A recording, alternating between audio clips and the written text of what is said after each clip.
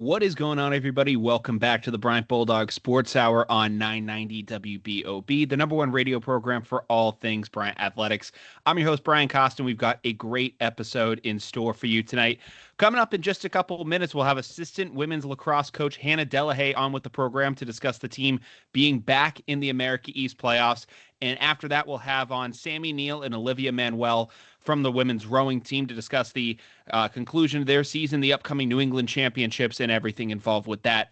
It's going to be a great show in store for you all tonight. Really excited for that. But before we do that, let's just kind of go around the circle of, what's happening in the world of Bryant Athletics right now. You look, as we kind of mentioned with the women's lacrosse program, back in the America East tournament, Bryant hosted the tournament last year as the one seed, ultimately did fall in the championship to UAlbany, but women's lacrosse and men's lacrosse both making the America East tournaments.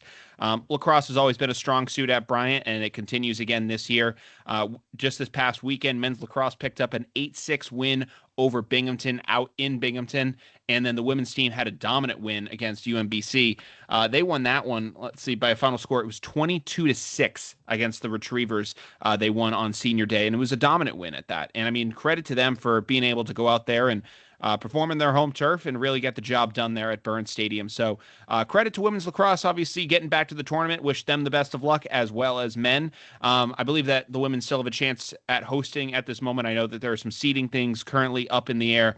Men's lacrosse, it looks like UAlbany may have locked up that spot for the postseason. However, men's lacrosse, we look back in 23, they went and actually won out in UAlbany. So again, it's anyone's kind of tournament, and we'll have to see how that all plays out. But really, realistically, looking around the lacrosse landscape for, Bryant, I mean, this team, it's very senior led. You have Emily DeGeorge, you have Jess Tassoni, you have Riley O'Mara, who have been really cornerstones for this team and really have, made big plays on both sides of the ball.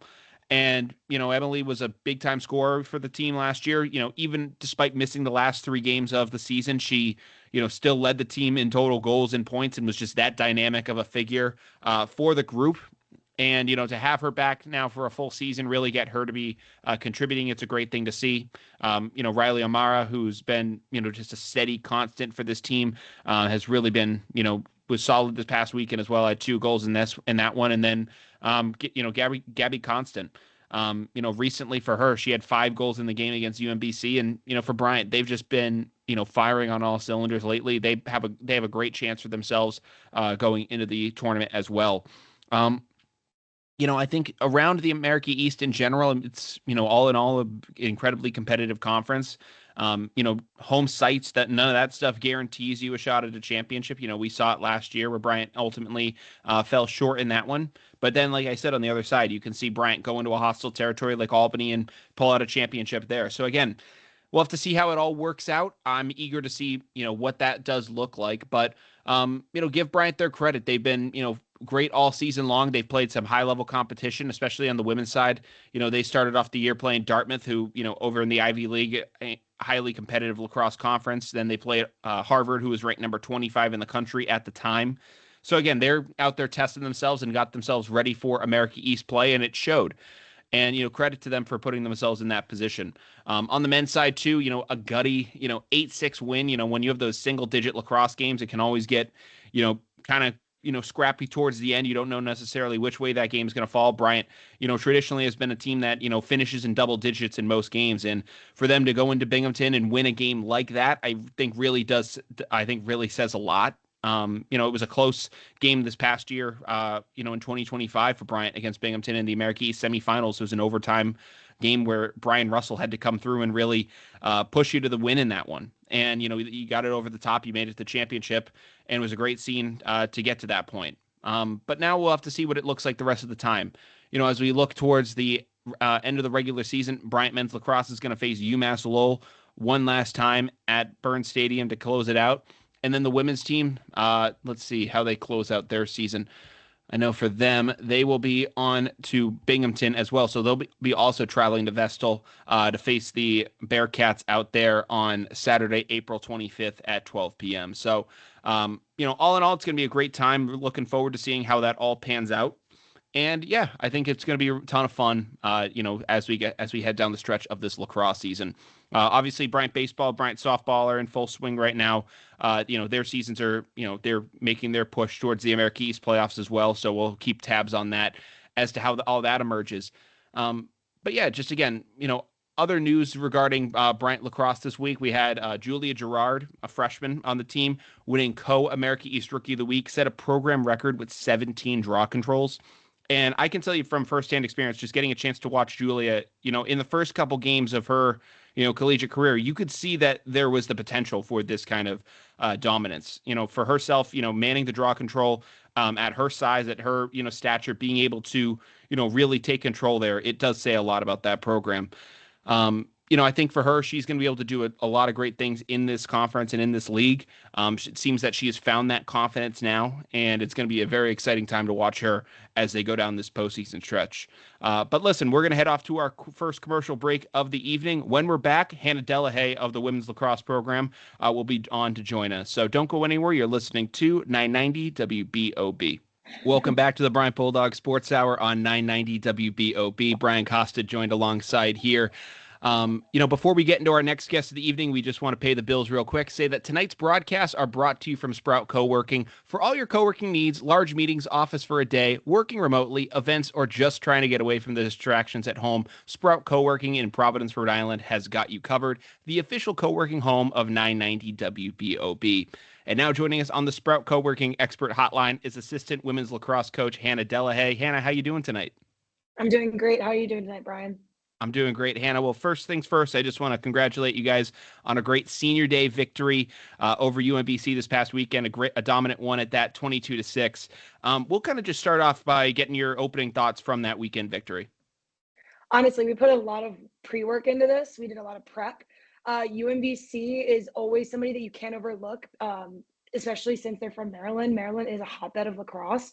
And going into it, we were thinking about the physicality of the game and also considering how all the rule changes can play into this game, because at the end of the day, you're going to get different reffing based on what area you're in. And so we were taking in consideration all these different factors and how they were going to show up and how we can prepare best for that game. And honestly, our girls just showed up and they didn't take their foot off the gas the whole time.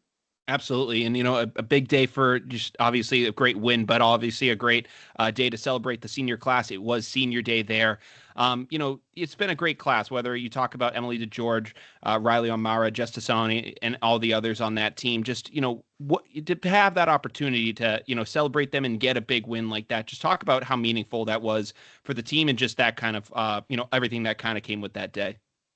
Yeah, so senior day is like a huge celebration for us. Not only does the team have their own traditions, but now being a little bit newer to the program, it's cool to see like all the hard work that they put into it. And the seniors included, just looking forward to this being their last home game.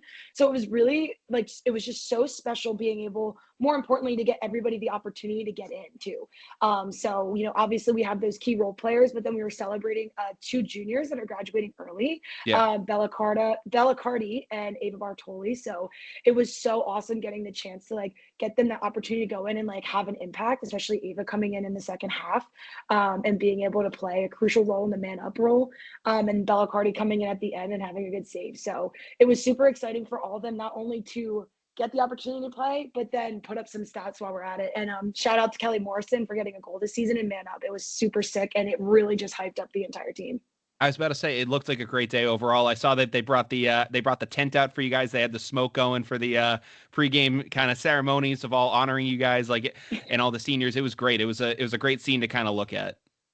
Yeah, honestly, the smoke, that was not expected at all. Shout out to facilities at Bryant. Like, they pulled out all the stops for our seniors, and they had the best time. Honestly, it was just so exciting to get that done and like have that happen for them, and have all that prep go into it, and just really have it show off by pulling out a really good win at the end of the day. So. Absolutely. And, obviously it was a great day to focus on the seniors, but also you had a freshman in this one really make some noise with Julia Gerard winning America East Co-Rookie of the Week. A program record 17 draw controls is ridiculous for, just in the game itself. I was talking about it, in the first segment, and, you could really see it with Julia at the beginning of the season that, just someone of her, size and stature definitely has the potential to like take over a game like she did on Saturday. just talk about like, just her being able to, get that honor and just have that kind of performance. Like, just, I guess if you can just speak to the work that she's put in throughout this year. Oh my gosh, I there's no specific word to just describe her and like her work ability. I think it's really important to highlight her journey. She has come off of multiple injuries throughout high school. So prior to getting to Bryant, she hadn't had as much game experience as we, honestly thought would happen for her because of those injuries.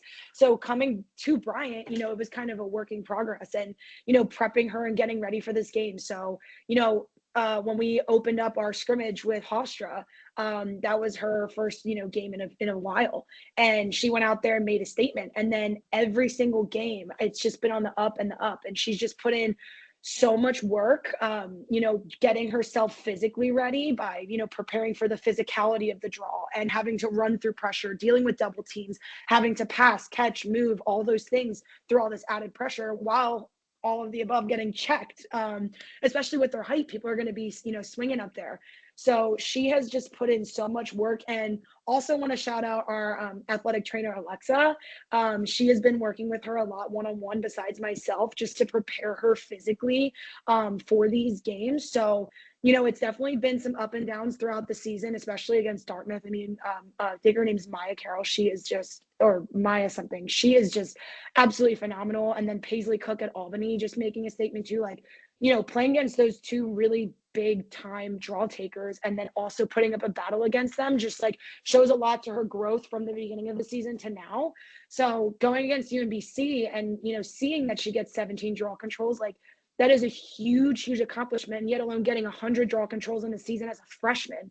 Yeah. I just think is a big testament to like her mentality and her work ethic and like being able just to show up to practice every day and make that her superpower and her specialty.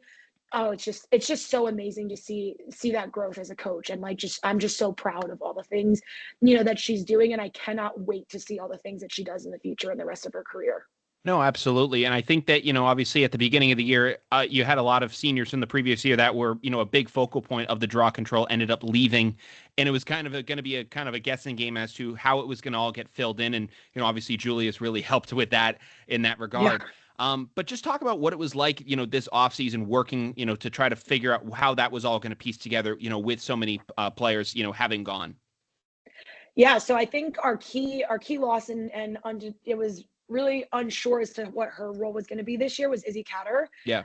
She really stepped up last year and just, being consistent on the draw. And I think that was also a good journey for her, like, coming into this role of not only being the lead point scorer for our team, but then, filling this role of being a draw taker. So we were unsure of how it was going to be. Obviously, we got KOB, Kaylin O'Brien, and JT Justisoni, who just absolutely crush it on the circle. Like you do not want to go against them on the circle because they are just like hunters. So coming into this, it was like, all right, now with the draw sticks coming into play in this game having evolved so much, it's like, what are we going to do and how are we going to combat that battle itself, knowing that we have these two strong characters on the circle. So in the off season, we did a lot of work with not only Julia and our other draw takers, but also the circle kids by putting them through these different situations of how to react if this happens and how to react if that happens. So they put in so much work in practice in the off season, but also individually outside of practice, that I think when Julia finally came into play and was cleared to play, they were able to just perform as like a well-oiled machine, and they were just a unit that's like unstoppable in my eyes. And Julia, she was not cleared in the fall, so she was, doing stick work, doing draw work every day with me, with Alexa, by herself. That just like, that evolution of her story just like shows through the work she put in off season as well as our circle team. Because even though Julia has 100 draw controls in the season, we still got Kaylin O'Brien and JT being over 30 draw controls, which is a huge testament too. So they are absolutely putting up those stats. And more importantly, all of those, there's going to be draw controls that we lose or draw controls that we might have, turned over or lost to 50-50 GB. But when that happens, Kaylin O'Brien and Jessica Tazzoni, they are out there getting a cause turnover and bringing that ball back down for us to continue to succeed offensively. So this unit is just like unstoppable in my eyes. Well, and you mentioned the defensive pairings of Jess and Kaylin there, and obviously, we've been seeing it a ton with Kaylin just racking up all the defensive player of the week awards in the America East. It's been incredible to see from her, but just that pairing in general has been just dynamic for so many years now. Just what can you just say about their team chemistry, being able to work together and force those turnovers like you were saying? I think a huge piece of that is like the work that they put in outside of practice. And a Sure. lot of that goes unnoticed. When I show up to practice, either whether it's for film, whether it's just early to shoot around with my attackers, stuff like that, I see those two, Kaylin and JT, out there together with a little bounce back net, and they're throwing balls at it, getting ground balls, putting themselves in situations where they're getting those extra reps so that when they get in the game, they're not messing up those situations. So Yeah. like those two are like two peas in a pod, and they are working together constantly outside of, the stuff that we do in practice. And I just really think that shows like, how much that chemistry can build, not just in practice, like those outside, reps and working together when we're not there and not everybody's watching, just shows on their growth over the 4 years, but on what they're able to produce and do on the field. Absolutely. With that win, you guys clinched a spot back in the America East tournament this year. First of all, congratulations to you guys on getting back to Thank this you. part. Obviously, again, you guys, made it as the team, as the host team last year. I know you guys have one more game and there's more work to be done, but, just kind of talking about, getting the chance to be back and competing in this tournament once again. Yeah, I mean, I'll start with last year because I think that's really where our journey begins. I think Sure. that, the group that we had last year, they worked so hard to get us to where we were, especially at the end of the season, clinching that, first seed and becoming for the first time ever American season regular season champs. So they put in so much work, and then, come the, conference tournament, we had two injuries, one of them being Lily Auger, and then the other being Emily DeGeorge. So that was two key players that we ended up losing. But at the end of the day, when it was in that tournament and we were there, those girls put their hearts on the field, and they really made a statement. I mean, coming back, we were down from, down when we were playing against UMBC, and then, Albany, we lost by a few goals. It was a tight game the whole time. That's where this journey, to where we are now started, because the feeling that we had after we lost, we kind of had a silent agreement that we would never want to feel that way again, and we're not going to let that happen. So coming into this season, we have been, working so hard with them, and they have just been putting in so much work to get us to where we are today. Obviously, losing to Albany wasn't the greatest thing, but we see all the things that we can do, and we also identified all the things that we can do better from that game. And I also said, they don't want to see us in this conference championship.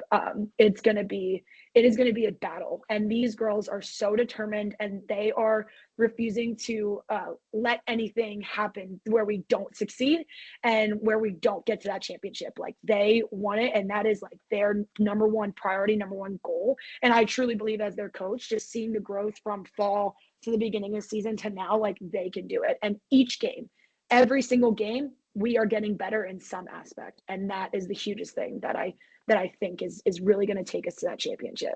Absolutely.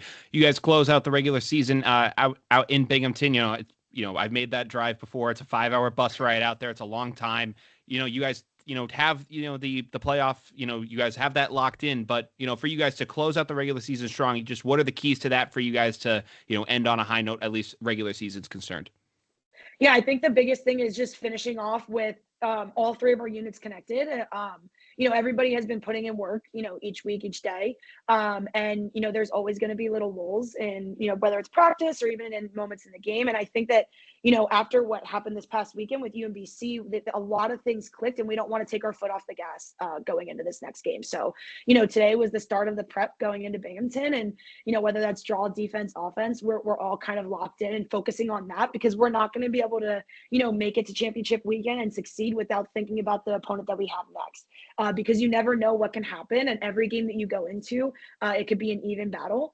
And, you never know if you're going to see them again, most importantly. So we want to make sure that we go out there, we show them who the Bryant Bulldogs are, and we show them all the things that we've been working for and working towards this season are not going to just stop because we already clinched our spot. We're going to continue to show why we deserve to be there and why we deserve to win.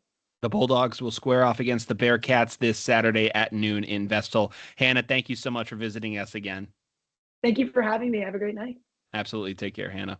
Welcome back to the Bryant Bulldog Sports Hour on 990 WBOB. Brian Kostiw with you here on Monday night. Before we get into our next guest of the evening, we just want to tell you that tonight's guests are brought to you on the Sprout Co-working phone lines. For all your co-working needs, large or small, visit sproutcoworking.com. Now on the Sprout Co-working phone lines are members of the women's rowing team, Sammy Neal and Olivia Manuel. Girls, how you doing tonight? How are you? Great. All right. I'm doing great. Obviously, we'll kind of just start things off tonight. You guys coming off, great performances down at the Connect Cup.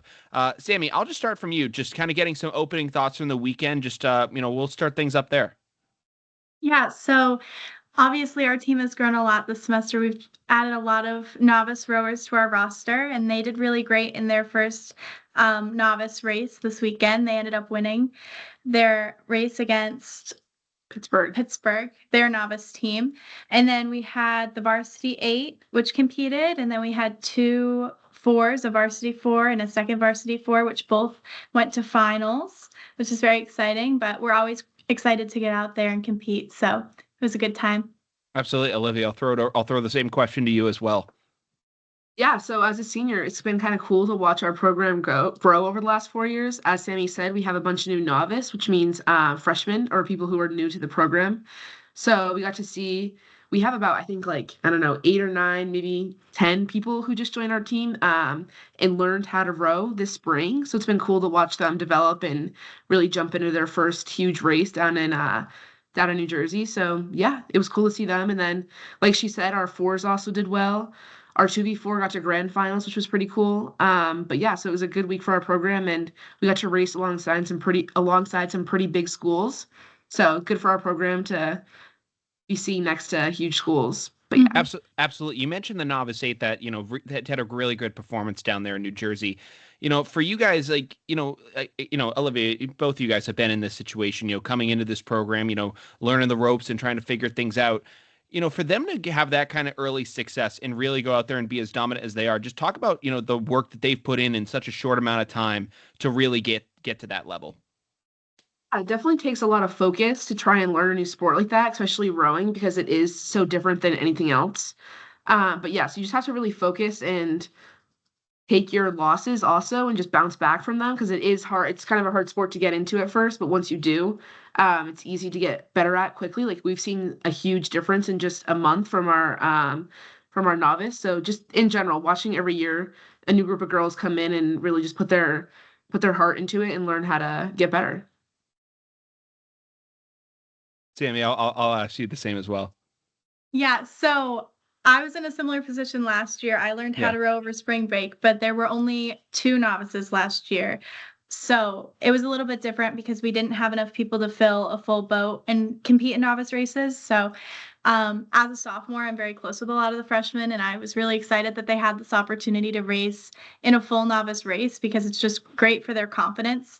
Obviously, they are at practices with the varsity rowers who have now been rowing for at least a year, if not, like Olivia, 3 or 4 years. And even some of our girls have rowed in high school, so it gets a little discouraging sometimes. It's a very precise and technical sport, and it's, like Olivia said, unlike any sport that anyone has played before or competed in before. So yeah, it gets a little discouraging when you're side by side with more experienced boats and you're seeing them be able to do what coach is asking, and obviously it doesn't always go everybody's way. So it was just very exciting for them to have that opportunity this weekend and to do well. Spirits were very high coming off of last weekend, and everyone's very excited to get back out there this coming weekend in Assumption. Absolutely. You look as you guys look ahead to Assumption's, final race for you guys ahead of the New England Road Championships. Obviously that's probably the meet that's on your guys' mind right now, but trying to close out the rest of this season strong before you get there. How do you guys kind of prepare for that meet without, looking too much ahead at the championships? Just have to take it 1 week at a time in our sport, because we're seeing different teams every weekend. I don't know if you've noticed that by looking at our schedule, but we don't usually see the same teams consistently.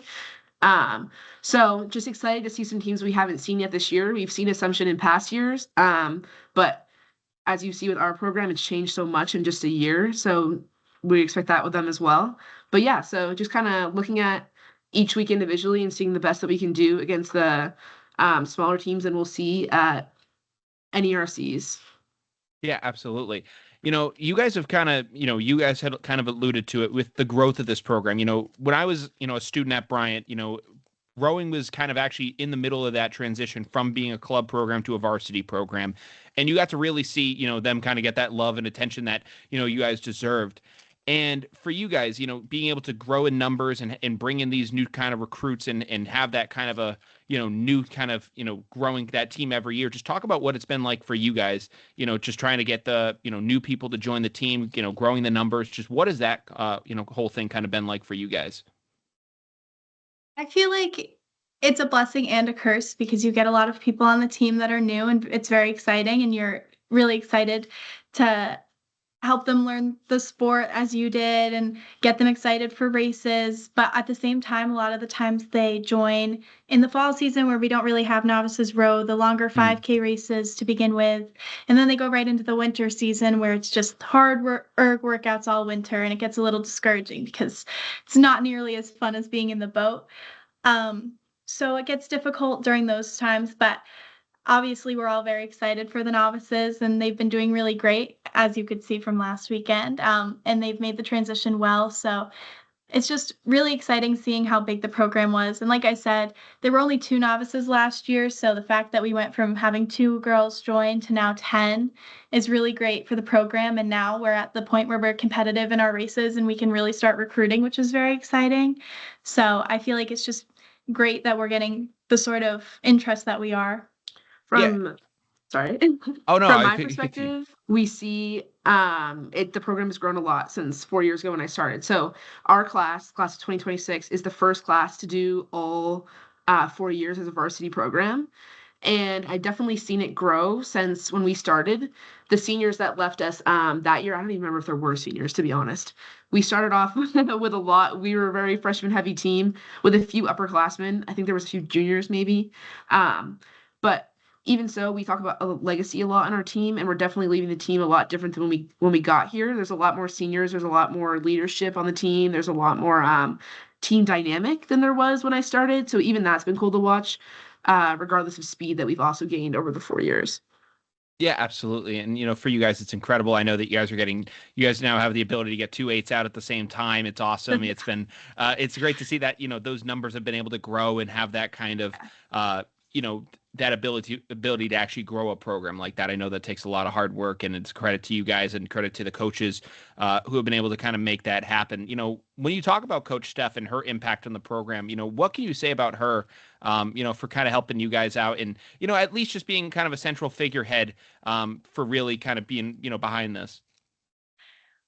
I would say especially going into this year, she put a lot of effort into finding these new girls to join the team, and she's worked a lot on team camaraderie and helping us all bond as a team. And, like in Tennessee, we go out for team dinners during our spring training trip. And like, she puts us all in rooms with different ages so that everyone can bond within the classes. So it's not as structured as other teams are, where like all the freshmen are friends and all the sophomores are friends. We really have a good team dynamic that I think our coach really puts a lot of effort into. It's tough because obviously she has to have us do these tough indoor workouts that everybody has a tough time with when they first start. But I feel like she's just she's very kind to us, and she does so much for us behind the scenes, and we're all very grateful. But I also think that she just does a really good job trying to help the team camaraderie, like I said. Absolutely. We're going to head off to a quick commercial break. When we're back, we'll stick around with you guys and go from there. Don't go anywhere. You're listening to 990 WBOB. Welcome back to the final segment of the Bryant Bulldog Sports Hour on 990 WBOB. Brian Costa wrapping things up with you here tonight. Before we finish up our final segment with women's rowing, we just want to tell you to join the WBOB team this spring. Watching the Bryant men's and women's lacrosse teams at Burns Stadium. Single game tickets can be purchased at BryantTickets.com. For more of the Bulldogs, listen right here to the Bryant Bulldog Sports Hour. We're back alongside by Sammy Neal and Olivia Manuel of the women's rowing team to close out the show. Girls, obviously, we kind of talked a little bit about the program's growth and all those things that have come with the program throughout the year. I know that you guys also ended up getting some new uniforms this year, which for, the first time in a while, I know you guys were, using some of the old club uniforms and they were kind of some hand-me-downs, but now you guys actually have, some actual official varsity uniforms. That's also something that comes with growing the program and some of the new perks that you guys have been able to get. Just talk about, what that's been like for you guys to, have all these new kind of things, with the program throughout your time. Yeah, so it's great to have some new uniforms and be able to represent Bryant a little bit better than our old unis. Some old colors are a little see-through at this point, so Sure. It's nice to have something that's a little more official, and that I feel like a lot of us believe in look good, feel good. So having some new uniforms go in with a little more confidence to races, and it's a lot easier to see us. We have these white new long sleeves too, so you can't miss us coming down the course. Yeah, absolutely. Sammy, what do you think? I've talked a lot about team camaraderie, but I feel like the uniforms really tie into that. The unis from last season, not all of the long sleeves matched. Some were quarter zip, some were a full mock neck. It was kind of all over the place, and all of the patches were wearing out. So it was just really nice to spruce that up. And now the whole team feels, we just feel very connected in the uniforms. And when we watch film, it's easy to tell if we're doing the right thing because our arms are white. It's very easy to see against the water. So I like them a lot. And I know that the whole team was just very excited to get the new uniforms and spruce everything up. Absolutely. Before we went to commercial break, we talked about Coach Ricker and her impact on the program. During the break, we also talked about your guys' boatman, Dave LeDuc, and how impactful he's been. Sammy, I know you had kind of talked about Coach Ricker. Olivia, I'll pass the question to you, and just if you wanted to say a couple words about Dave and what he and his impact on the program. So Dave has a huge impact, I would say, on team morale. He's just someone who everyone views as kind of the team grandfather. So when he shows up, which is every weekend for us, he drives our boats. He's our trailer guy, and he fixes all things also at the boathouse. He kind of does all those maintenance things. But when he shows up, him and his wife, Pat, who we also love, they are our biggest cheerleaders on the sideline. Last week, he gave me a great pep talk before our race. Just little things like that make the team a little bit happier, a little bit lighter before races. While also, he does we wouldn't be able to do what we do without him because our boats are pretty long and it takes a lot to tow those trailers. So it's great. And he's retiring this year. So him and I were graduating together, he keeps saying, because we came in at the same time, we're leaving at the same time. But yeah, it's been great to get to know him over the last 4 years, and he really has made an impact on our team, and everyone just loves him. and Pat, of course. Yeah. The underclassmen are really going to miss. Absolutely. Well, Liv, you kind of had mentioned it. Obviously, being a senior, getting to see how much this program has changed from, having the chance to be, the first class that has been on varsity all 4 years and, getting to experience that. Just I guess for yourself to be able to look back on, the memories, all the friends and, teammates that you've been able to make throughout this time, what will you kind of remember most about your time with Bryant Rowing? Yeah, the friend part that you touched on is definitely big for me. Some of my best friends I met them in the team, and I don't think we would have crossed paths without rowing. So I feel really grateful for the program for that. And also, we all went through the same situation, like going into a program that's just kind of starting and learning a new sport. We all did it together. So I think even that was something that you can't really recreate. But also with Sammy, it's easier to teach new novice how to row because you've been through the same situation. I came in and I learned how to row. Almost all of our team are people who were non-rowers going into college. So it's an interesting dynamic to be able to understand where someone's going through, but then also reflect and be like, I've come so far from that moment to the point where you can become a teacher and step into that role where at one point you were in the same seat as they are. But yeah. Yeah, absolutely. And Sammy and Liv, I'll kind of end the interview kind of with this, but obviously, rowing is one of those interesting sports. Obviously, in college, in high school and even before, you'll have some kids, boys or girls, learning with crew programs or anything like that, preparing them. But like you said with Bryant, it's a lot of people that maybe haven't, ever gotten in the boat before, haven't had that, kind of experience and really are learning it, like you said, maybe over the course of a spring break or getting used to it over the course of a spring. What would you kind of to be able to characterize that, and just kind of put that into words? kind of maybe how unique that is for, Division I college athletics, if you just wanted to speak to that and, what that kind of is all about. Yeah, at least from my perspective, I grew up playing a lot of sports. I played soccer, softball, and basketball all throughout high Yeah. school. And even before that, like I tried a ton of different sports. So I have a well-rounded, I would say, like view of athletics. But joining rowing, it was unlike anything I'd ever experienced. This sport is so technical and so precise. Like I said earlier, you have to be in time with everybody in the boat and also focused on yourself.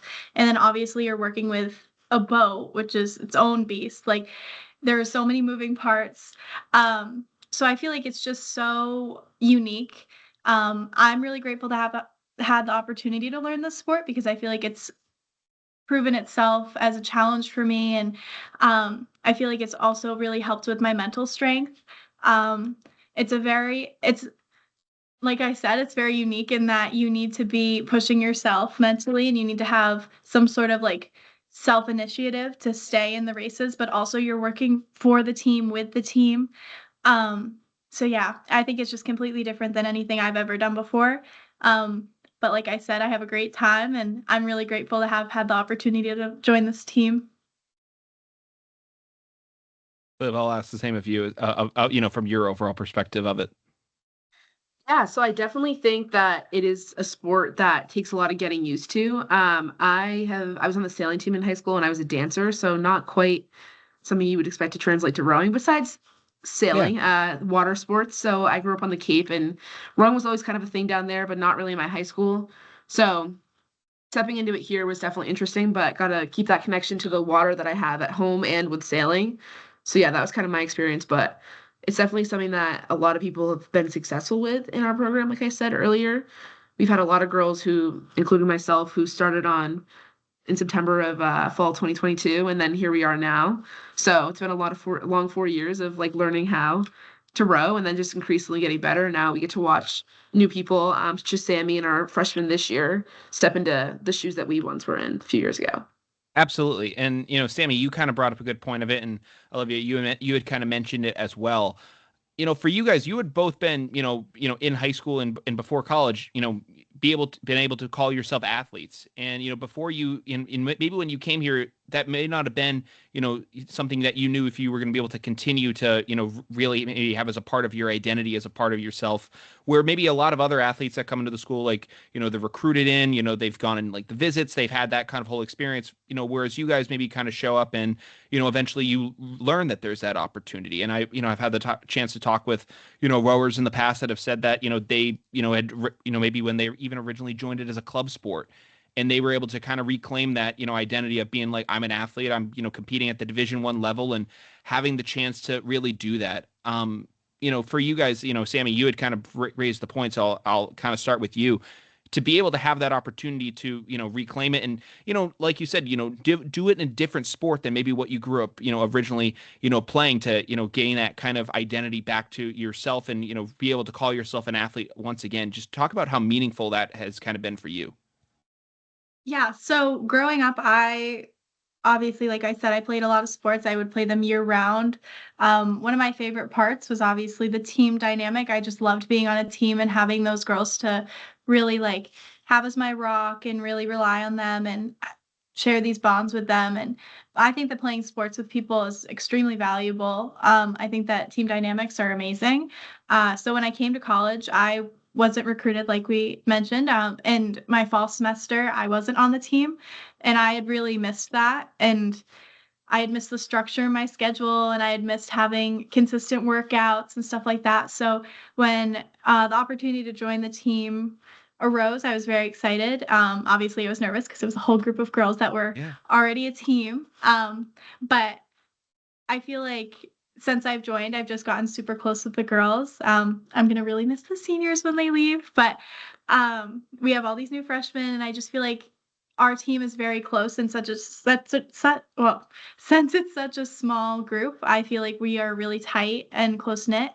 And I just think that, like I said, the team dynamic is just invaluable. And I missed it a ton when I first came to college and I was so happy to have found it again. And Liv, I'll end with you kind of answering that same question. Yeah, like I said, I found a lot of my best friends through this sport who I can't imagine doing college with, not the minute, like without them. So I definitely appreciate that aspect, and being able to be on a team is definitely something that I was looking for. Same as Sammy, I love a schedule. I love a routine. And athletics was always a huge part of that for me, whether it was running to dance, then to sailing, then back and forth. I was always doing something in high school. So I definitely enjoy the stacked schedule, being busy, and then just again, like I said, making these close friends with my class, and then also some of the underclassmen, such as Sammy, becoming friends in such a quick amount of time to make leaving Bryant a little bit harder. Absolutely. Well, listen, Sammy, Olivia, really appreciate you guys taking the time to stop by tonight. We thank you so much, and we wish you guys the best of luck in your upcoming competitions. Thank you so much. Absolutely. Take care. All right, that was Sammy Neal and Olivia Manuel of the Bryant women's rowing team joining us here tonight. We want to thank all our guests, the two of them and Hannah Delahaye of the women's lacrosse program, for joining us here on the 30th installment of the Bryant Bulldog Sports Hour. It's crazy how fast that has come and gone. Want to thank all the guests that have been able to make this happen over this time. And also our producer, Matt Carvalho, back there in the Sprout co-working studios for, manning the ones and twos and making sure this show gets out on the air. So we're going to sign off from here from the Bryant Bulldog Sports Hour. I'm Brian Costa, and we will see you guys next week.